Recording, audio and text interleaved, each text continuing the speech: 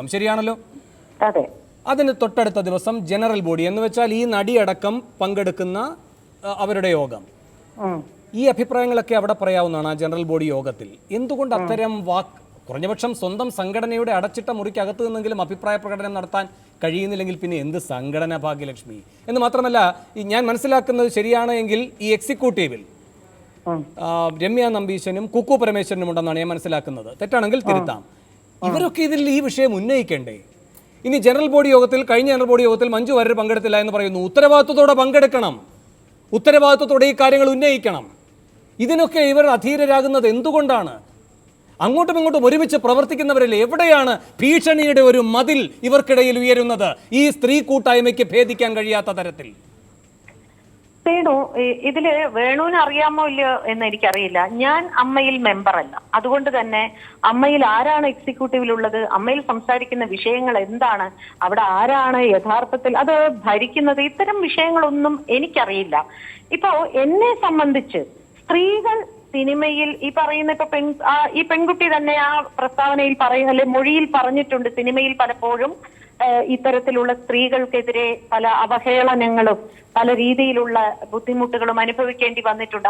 അതിന്റെ അടിസ്ഥാനത്തിലാണ് women collective എന്ന സംഘടന ഉണ്ടാക്കിയതെന്നൊക്കെ പറയുന്നു. പക്ഷേ എന്നെ സംബന്ധിച്ച് ഞാൻ ഒരു ഡബ്ബിംഗ് എന്ന് പറയുന്ന 4 ചുമരിനുള്ളിൽ ജീവിച്ച ഒരു സ്ത്രീ ആയതുകൊണ്ട് തന്നെ എനിക്ക് ഒരിക്കലും സിനിമയ്ക്കകത്ത് ഇങ്ങനെയൊക്കെ സംഭവിക്കുന്നുണ്ടോ, അത് സംഭവിച്ചിട്ടുണ്ടോ എന്ന് എനിക്ക് അത്ഭുതമാണ്. ഞാനത് പറയുമ്പോൾ ചിലപ്പോൾ ഞാൻ സിനിമയെ സംരക്ഷിക്കാൻ പറയുകയാണ് എന്ന് പലരും കരുതും. പക്ഷെ യഥാർത്ഥത്തിൽ ഡബ്ബിംഗ് എന്ന് പറയുന്ന ലോകത്ത് ഞാൻ ഇങ്ങനെ ഒരു അനുഭവം ആരിൽ നിന്നും ആർക്കും ഉണ്ടായതായിട്ട് എന്റെ അറിവിലില്ല. ഇനി ഞാനിപ്പോ ഈ ഇടക്കാലത്താണ് ഒരു 1-2 സിനിമ അഭിനയിക്കാൻ വന്നത്. ആ സിനിമയിൽ അഭിനയിക്കുമ്പോഴും ഈ പറയുന്ന പ്രശ്നങ്ങളൊന്നും തന്നെ ഞാൻ അവിടെ കണ്ടില്ല. അവിടെ പ്രമുഖരും പ്രമുഖരല്ലാത്ത പല നടന്മാർ പലരും ഉണ്ടായിരുന്നു. പക്ഷെ ഒരിടത്ത് പോലും അങ്ങനെ ഇല്ലാത്തിടത്തോളം കാലം സിനിമയ്ക്കകത്ത് ഇത്തരം ഒരു രാഷ്ട്രീയ അല്ലെങ്കിൽ ഇത്തരത്തിലുള്ള ഒരു മേധാവിത്വം, പുരുഷ മേധാവിത്വമോ നായക മേധാവിത്വമോ നടക്കുന്നുണ്ടോ എന്നുള്ളത് എനിക്ക് ആധികാരികമായി പറയാൻ എനിക്ക് സാധിക്കില്ല. അമ്മയിൽ എന്ത് നടക്കുന്നു എന്നും എനിക്ക് പറയാൻ സാധിക്കില്ല. ശരി, ദേവീത് ടെലിഫോണിലേക്ക് തുടർന്ന് ഞാൻ വീണ്ടും അഭ്യർത്ഥിക്കുകയാണ് ഭാഗ്യലക്ഷ്മിയോട്. ഞാനൊരു ഇടവേളയിലേക്ക് പോവുകയാണ്. ഇടവേളയ്ക്ക് ശേഷം സൂപ്പർ പ്രൈം ടൈം ചർച്ച ചെയ്യുന്നത് ഈ കേസിൽ ഏറ്റവും വലിയ സസ്പെൻസ് നിലനിർത്തുന്നത് ആരാണ്? കൊച്ചി പോലീസ്. എന്തുകൊണ്ടാണ് ഈ നടൻ സ്വമേധയാ തയ്യാറായിട്ട് പോലും അദ്ദേഹത്തിൻ്റെ മൊഴിയെടുക്കാതിരിക്കുന്നത്?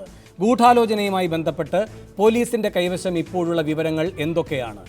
ഉന്നത പോലീസ് അധികാരികൾ തന്നെ ഇതിൻ്റെ വിശദാംശങ്ങൾ നൽകിയിട്ടുണ്ട്. സൂപ്പർ പ്രൈം ടൈം ഇടവേളയ്ക്ക് ശേഷം ഈ വിഷയമാണ് ചർച്ച ചെയ്യുന്നത്. ഈ സസ്പെൻസ് ഒരു വലിയ പരിധിയോളം ഇനി ഈ പറയുന്ന പോലീസ് ഉദ്യോഗസ്ഥർ മാധ്യമപ്രവർത്തകരോട് വിശ്വാസ്യതയോടെ പങ്കുവച്ചിരിക്കുന്നത് കൊണ്ട് നിങ്ങൾക്കും കേൾക്കാൻ കഴിയും. അത് ഇടവേളയ്ക്ക് ശേഷം കാത്തിരിക്കുക.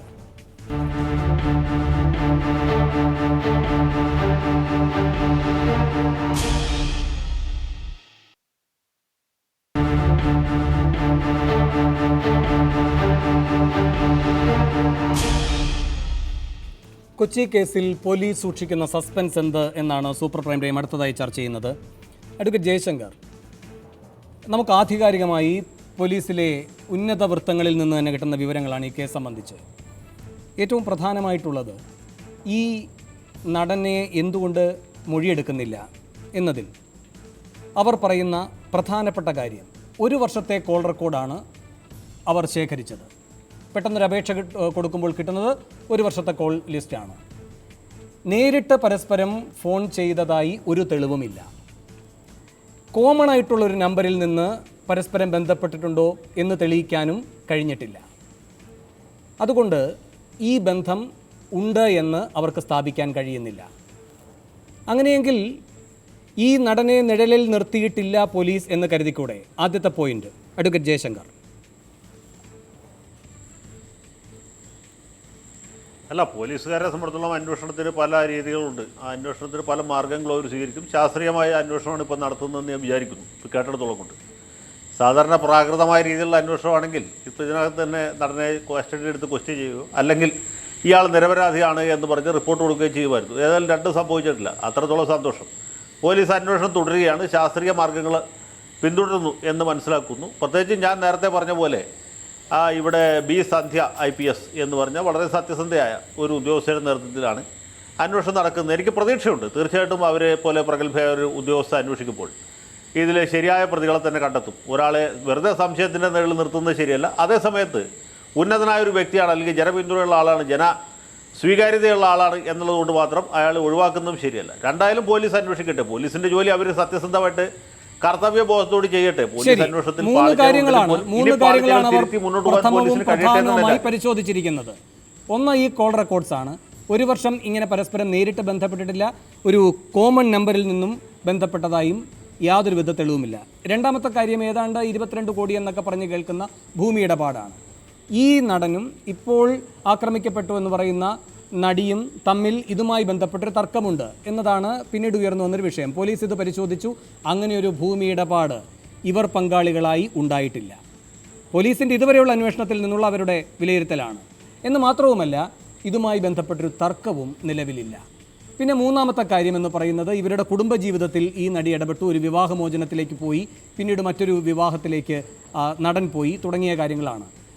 അതിനെപ്പറ്റി പോലീസ് പറയുന്നത്, അത് ഈ ആക്രമിക്കപ്പെട്ട നടി പറഞ്ഞ് ആദ്യ ഭാര്യ അറിയേണ്ട ഒരു കാര്യമേ അല്ല, അല്ലാതെ തന്നെ അറിയുന്നതാകും. സർവോപരി ഈ നടൻ്റെ രണ്ടാം വിവാഹത്തിന് ശേഷം മാത്രമാണ് ഈ സംഭവം നടന്നത്. അപ്പോൾ ഏതെങ്കിലും തരത്തിലൊരു വിരോധം ഉണ്ടാകണമെങ്കിൽ അത് ആദ്യഘട്ടത്തിൽ നടക്കേണ്ടതാണ്. ഇത് ആകട്ടെ ഈ സംഭവത്തിനൊക്കെ ശേഷമാണ്, ഈ വിവാഹത്തിനൊക്കെ ശേഷമാണ് ഇത് നടക്കുന്നതും. അതുകൊണ്ട് ഇദ്ദേഹത്തിൻ്റെ ഇൻവോൾവ്മെൻറ്റ് തെളിയിക്കാൻ കഴിയുന്ന ഒന്നും പ്രഥമ ദൃഷ്ടിയായി ഇല്ല എന്നാണ് പറയുന്നത്. ഒരു കാര്യം കൂടി ഞാൻ പറയാം. പോലീസ് പറയുന്നത് നടനെ ഉൾപ്പെടുത്തിയിട്ടില്ല, പക്ഷേ നടനെ ഒഴിവാക്കിയിട്ടുമില്ല എന്നാണ്. എന്നാലും പൊതുവിൽ സോഷ്യൽ മീഡിയയും മറ്റു മാധ്യമങ്ങളും എല്ലാം ചർച്ച ചെയ്യുന്ന ഈ 3 വശങ്ങൾ പോലീസ് പരിശോധിച്ചിട്ടുണ്ട്. അഡ്വക്കേറ്റ് ജയശങ്കർ.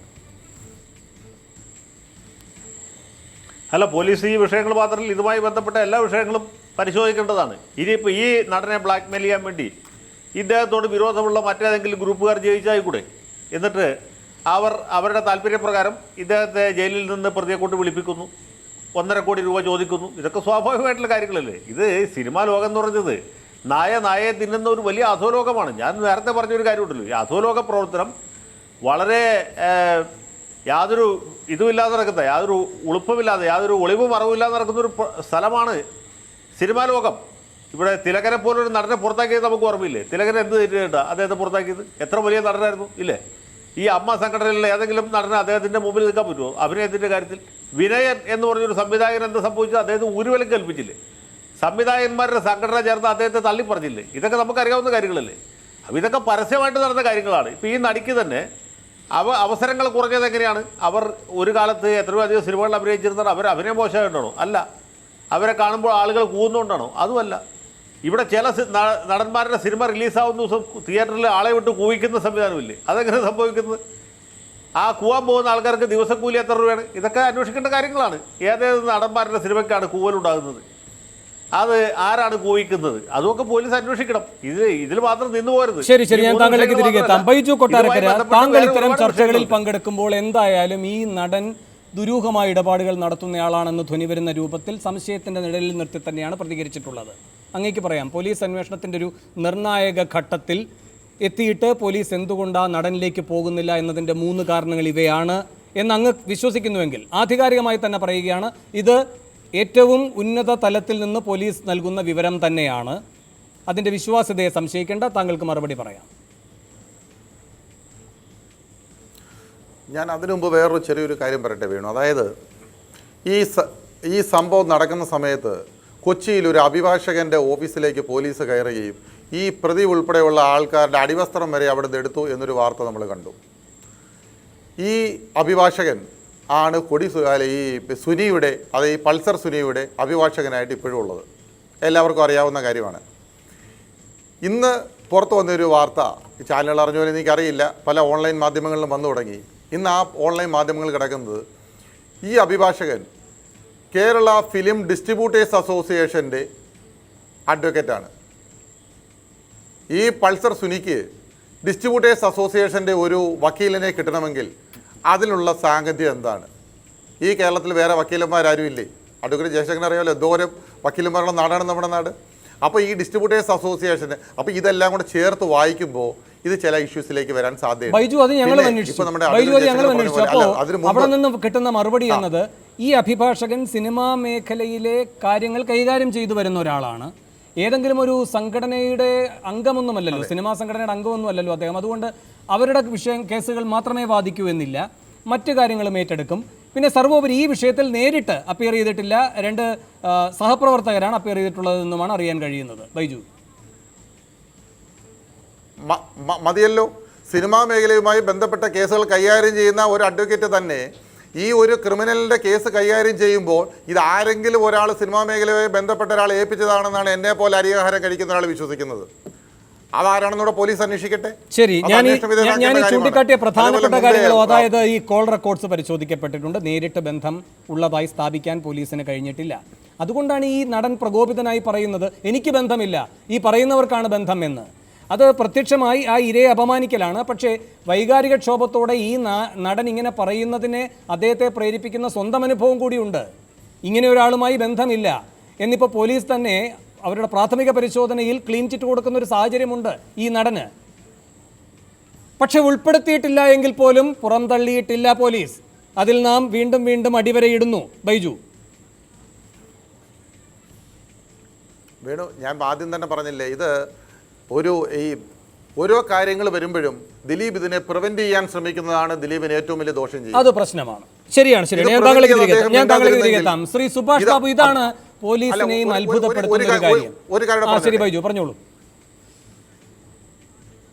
ഒരു കാര്യം പറഞ്ഞിട്ട് നേരത്തെ ശ്രീമതി ഗീത മാഡം പറഞ്ഞതുപോലെ വേണു പറഞ്ഞു, കേരള ഗവൺമെൻറ് മുഖ്യമന്ത്രി ഒരു കമ്മീഷനെ നിയമിച്ചിട്ടുണ്ട്. ആ കമ്മീഷൻ സിനിമയിലെ സ്ത്രീകളുടെ പിന്നെ ഉന്നമനത്തിന് വേണ്ടി അല്ലെങ്കിൽ അവരുടെ പ്രശ്നങ്ങൾ വേണ്ടി അന്വേഷിക്കാൻ ഇറങ്ങുന്നു എന്നൊക്കെ ഒരു വാർത്ത കണ്ടു.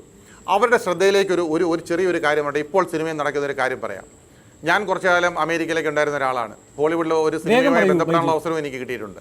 അവിടെയൊക്കെ കാസ്റ്റിംഗ് ഡയറക്ടേഴ്സ് ഉണ്ട്. കാസ്റ്റിംഗ് ഡയറക്ടേഴ്സ് മീൻസ് സിനിമയിലെ ഏതൊക്കെ നടീനടന്മാരെ വേണമെന്ന് തീരുമാനിക്കുക സംവിധായകനോ നിർമ്മാതാവോ അല്ല, ഈ കാസ്റ്റിംഗ് ഡയറക്ടറാണ്. ഇത് വന്ന് ഈ കേരളത്തിലും വന്നു. ഇപ്പോൾ ഈ കേരളത്തിൽ ആസനത്തിന് താഴെ ഒരു ജീൻസ് വിട്ട് ഒരു കഞ്ചാവ് ബീഡിയും വലിച്ച് മുടിയും നീട്ടി വളർത്തിയാൽ അവനിപ്പോൾ കേരളത്തിൽ കാസ്റ്റിംഗ് ഡയറക്ടർ. അതിൻ്റെ പേര് വേറെ രീതിയിലാണെന്നേ ഉള്ളൂ. അവരുടെ മെയിനായിട്ടുള്ള ജോലി പുതുതായി സിനിമയിൽ വരുന്ന പെൺകുട്ടികൾ എന്തൊക്കെ ചെയ്യണം, ആരുടെ കൂടെയൊക്കെ പോകണം, ഏത് രീതിയിൽ അവരെ പെരുമാറണം, പച്ചയായിട്ട് തന്നെ ഞാൻ പറയുകയാണ്, ഈ ജോലിക്ക് അവരെ പ്രേരിപ്പിക്കുന്ന തരത്തിലുള്ള ഒരു വിഭാഗം മലയാള സിനിമയിൽ ശക്തമായി വർക്ക് ചെയ്യുന്നു. അവരെക്കുറിച്ചൊരു അന്വേഷണം തീർച്ചയായും ഗവൺമെന്റ് ഭാഗത്ത് വേണം. അങ്ങനെയുള്ള ആളുകളെ സിനിമയിൽ നിന്ന് അകറ്റി നിർത്തുക തന്നെ വേണം. ശരി, ഞാൻ താങ്കളിലേക്ക് തിരികെ എത്താം. ശ്രീ സുഭാഷ് ബാബു, ഇവിടെ ഈ പരിശോധനകളൊക്കെ നടത്തി കഴിയുമ്പോഴും പോലീസിനെ വിസ്മയിപ്പിക്കുന്ന ഒരു കാര്യം, എന്തിനാണ് ഈ നടൻ ഓരോ ദിവസവും ഇങ്ങനെ ഓരോന്ന് പറഞ്ഞുകൊണ്ടിരിക്കുന്നത് എന്നതാണ്. അതാണ് അവരെ അത്ഭുതപ്പെടുന്ന ഒരു കാര്യം.